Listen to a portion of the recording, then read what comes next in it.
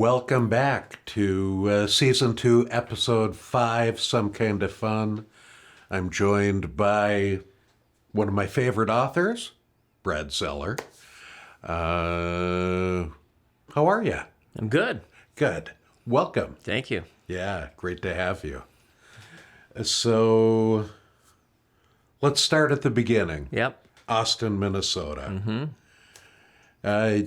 Desire to become an author, journalist, or how did that all come about?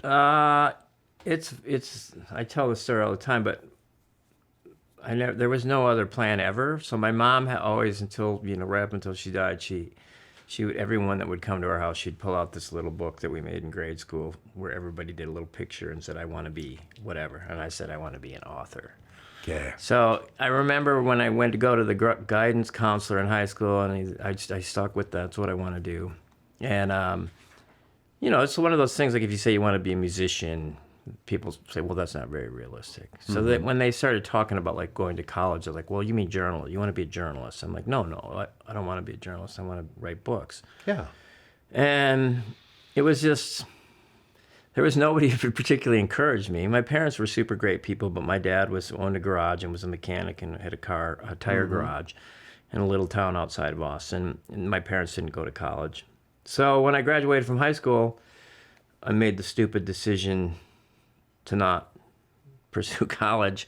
So Okay. basically until I was 31 years old, I was like, yeah, I want to be an author, but I have no fucking idea how to do it. It really was, I should have listened. It wasn't realistic. Like I didn't have any, I didn't know how to do it. I didn't submit things. I wrote all the time, but I worked a whole bunch of really miserable jobs. I worked in warehouses. I was working in a controlled data factory on North Washington, the graveyard shift, when I started to do a zine that I just made at Kinko's that was about work, blue-collar work, because I grew up in a blue-collar family, and I thought all these books I would read, I was always a just prodigious reader. Like there was never, in that era, in the 80s, it was all these people from MFA writing programs, and no one ever had like a job that I could recognize. And even if they had a job, it was just like a shorthand, like they're a lawyer or a professor, and they sat around all day in restaurants and places and talked about their neuroses. And it was like there was no work being done. There were no blue collar people. Mm-hmm. And I thought there's almost never anybody I can relate to or root for in any of these books. Mm-hmm. And it was really a source of frustration for me. And when I would meet real writers, they were always people I felt I couldn't relate to. I was always involved with my friends were all music people. I lived with musicians until I was much too old. And so I just thought, like, well, there's not this, it's like blue collar work doesn't get the respect that, from the culture that I saw it with a great deal of respect. All my aunts and uncles, and, they worked in steel mills and they were mechanics. So I didn't know what I was going to do about that, but the zine was about culture, music, and work. Shit jobs, like the people that have to work shit jobs, where's their voices? Right. So I started to do that, and it was just I was just doing it myself, and I would take them and I'd throw them at coffee shops and stuff. And around the same time, City Pages and the Utney Reader both wrote about my little zine. Okay. Jim Walsh, who, was an old friend from music, he actually wrote the first little thing about my zine for City Pages, and then City Pages asked me to start freelancing for them. Okay. So I started doing little freelance pieces for City Pages, and then started doing bigger stories, and then they actually said, do you want to actually have a job, work for us? So I went to work as like a staff writer. Yep. Never had worked in an office. Everybody there was from Carleton College, and they were all much younger than me. I was 31 years old when I first had a byline. So it was a weird transition. Plus, I had always worked graveyard shift jobs, and I'm a nocturnal person. I usually work and read and do my stuff between midnight and 6:30 in the morning. Yeah. When I started working for City Pages, it was like, I don't, I need that. This is such a huge opportunity, but I can't go to an office and sit there at 9 in the morning. Yeah. But I had to. So about 3 or 4 months in, I would go sit there all day in my little cubicle and then my office, and I would just be like doing nothing. I'd wander around. I was the nuisance in the office. And then I'd go home and work all night. Everything I wrote for them, I wrote in the middle of the night. Sure. There's no reason I should have ever been in that office. So I finally, it was like, there's no way I'm going to be able to make this. Yeah.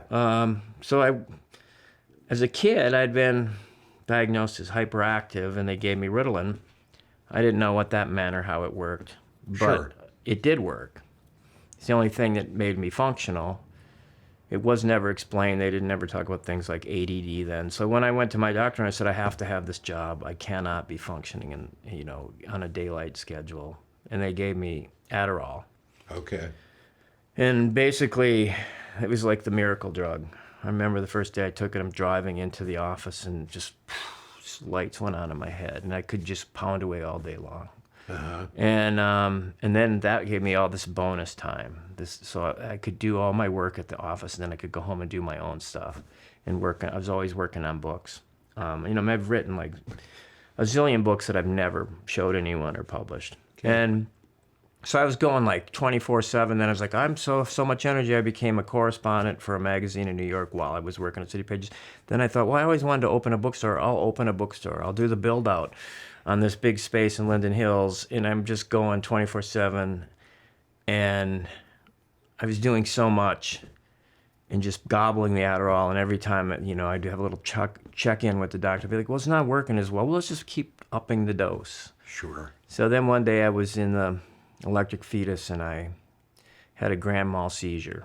And they took me to the emergency room, and they basically took me off Adderall cold turkey. And it was like, that's it. This part of my life is over. I can't. I crashed so hard I couldn't. There's no way I could work in an office. And so I was like, okay, I'm gonna walk away from benefits and a real job, and I'm gonna be a real writer. So I got an opportunity to do this amazing project on the road with this photographer who just called me out of the blue. That opened doors outside of the Twin Cities.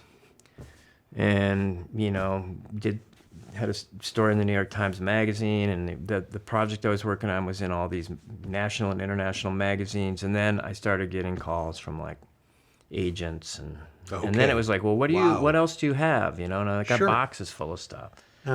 So the story of the novel Till the Wheels Fall Off, there's a whole bunch of novels, tons of them, finished, unfinished. So these agents got in touch with me. I agreed, okay, you can represent me, not understanding at all what that means. Right. And they then spent 6 months saying, well, when are you going to send us something? Keep waiting, good luck. Exactly. So I never submitted anything in my life anywhere. Okay. So finally they came, it's a husband and wife team. They literally came to my house and did an intervention. And they're like, okay, let's see, where is all this stuff you have? I think there's this notion in a certain community that's like this mythical thing. What am I doing all the time? It's like that Tom Waits song. What is he doing in there? I have a little shed in my backyard. I go out there at midnight, and the lights are on, the music's blasting, and I'm working on stuff, but I don't show it to anyone. So well, supposedly you have all this work. Where is it? Well, I started hauling out these boxes of I write on a typewriter. Okay. I'm not a computer person. So they started going through these. Well, any of these things, what are you working on right now? It's this. And there's just this pile of papers I would type, and I'd turn it over, and there's this pile. It was like 750 pages. And I said, this is what I'm working on. Is it finished? No, it's not even a book. It's just typing. Well, can we take it? No, it's not. It's just what I'm doing. So they badgered me about that.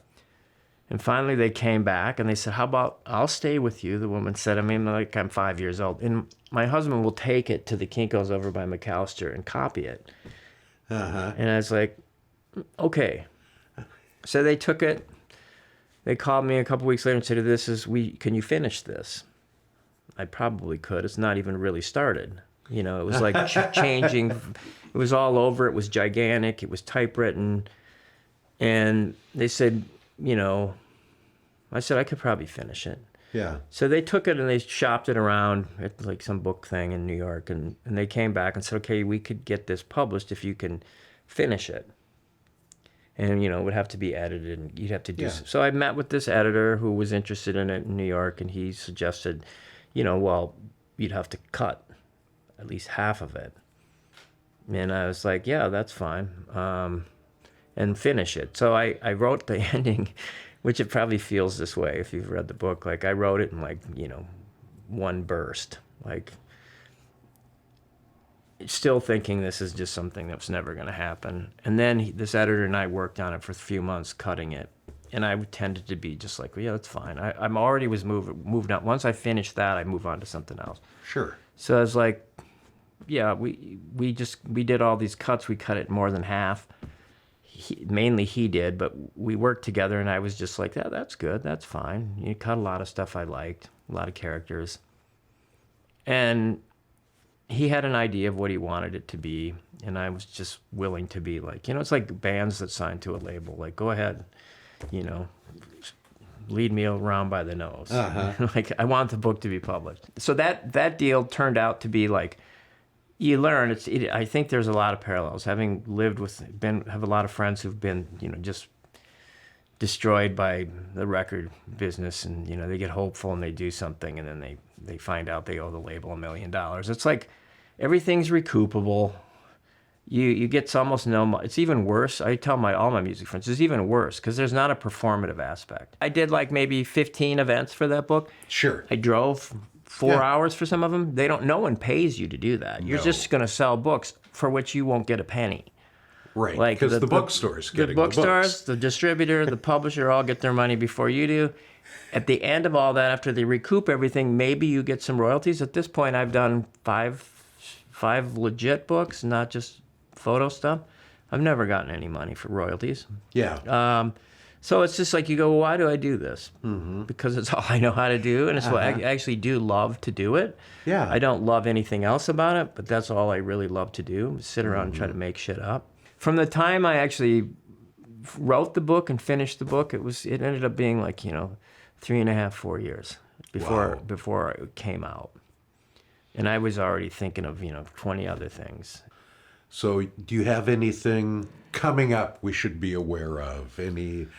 I'm always working. This is a crazy thing, but I mean, and I say this truly, it's like I don't think it'll ever see the light of day, but just because of the times we live in and because of where I live and what I see I'm very, I think the problems in this country are so vast, and I'm in a neighborhood that I'm actually grateful that I live right in the thick of like a lot of suffering, a lot of homeless people, a lot of drug addicts, a lot of mental illness issues, right off a freeway in Midway. So I walk my dog through homeless camps, and I talk and interact with these people every day of my life. I try to find ways to, help them, and I wish there was more I could do. I also wish there was more that we would do as a society. Yeah. Anyway, so I thought a book that I'd reread during the pandemic was The Grapes of Wrath, and I'm like, man, we are back there, and we've gone beyond that. So I'm like, I want to rewrite The Grapes of Wrath in the 21st century with like inequality and homelessness. I mean, basically, we aren't dealing with the Great Depression, but we're dealing with something to me that's even more profound. It's shit that brought communities together, and people became survivors, and this everyday people. Whereas now, these people, so many of them that I talk to all the time, meet no stereotype of homeless people. Right.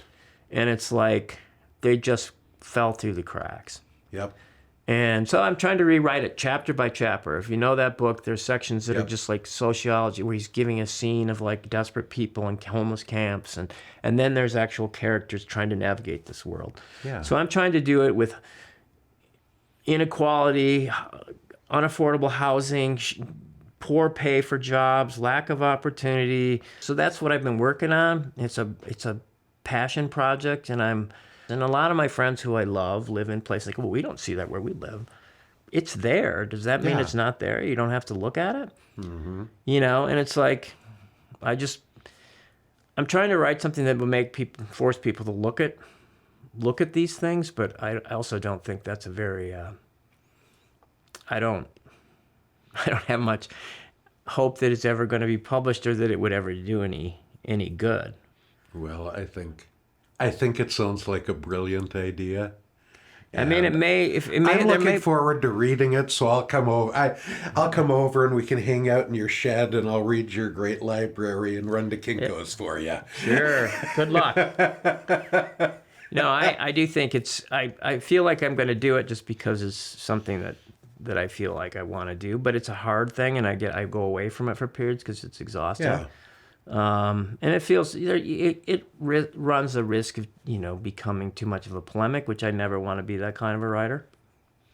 I mean, I understand you want the literary elements to shine through first, but obviously being polemicized is something society's done. Yeah. I mean, I agree. I think that's exactly it. Like I'm somebody who, when I look at stuff and listen to stuff and read books, I never want to feel like I'm being hit on the head with a jackhammer. Right. And I'm guilty of it. That's what I'm ranting at, feeling so helpless that I just rant. Yeah. And I don't want it to be that. And I think what I love about The Grapes of Wrath is that it's a very humane book. Yeah, absolutely. So, well, thank you so much for coming and visiting with us, Brad. This was just wonderful. That was painful. Well, it wasn't for me. I'm kidding. It's painless. Wait, are you going to read now for us? Yeah, all right, now read. Well, thank you. Thank you. Appreciate it.